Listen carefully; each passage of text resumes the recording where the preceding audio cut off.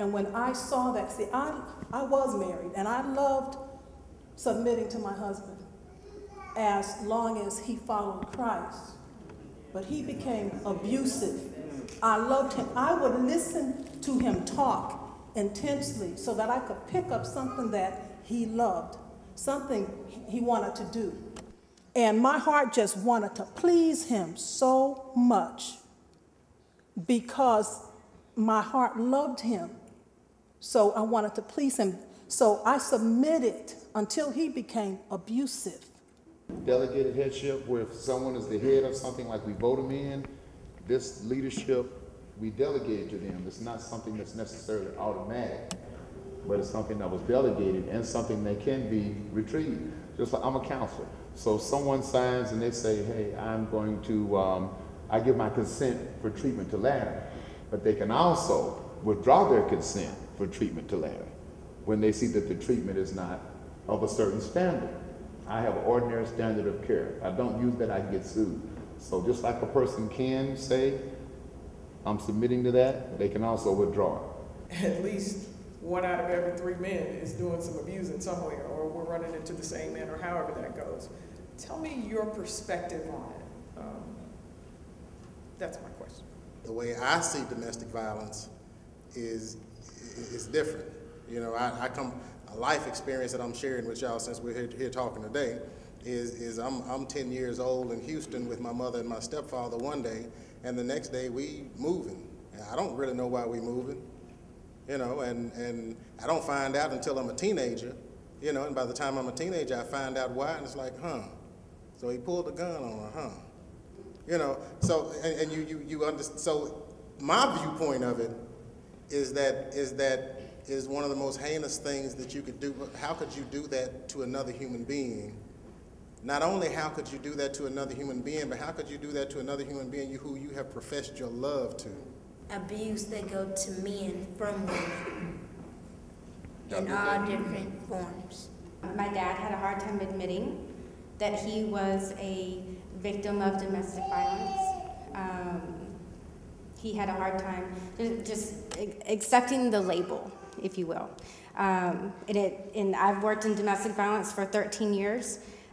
He didn't listen to me. It took an outsider at a crisis center to sit down and speak about the dynamics of family violence, and to do some education with him for him to admit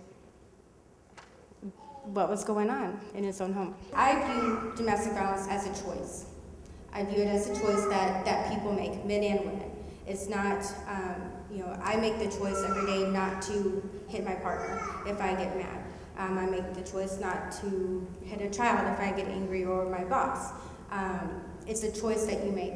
And maybe you grew up with it, and it is a learned behavior, but you also have the choice whether or not you control it. But I think that if we were to say most men are abusive, then why are we here? Why even bother? If that's the truth, if that's the case for all women, why get married? Why get involved with men at all? Why try to have these town meetings and talk about it? So I refuse to believe that. I refuse to believe that men can't change. I refuse to believe it's something that just happens, that it's not a choice, because then what's the last 13 years of my professional life for? And what's the rest of my life for, if that's the case?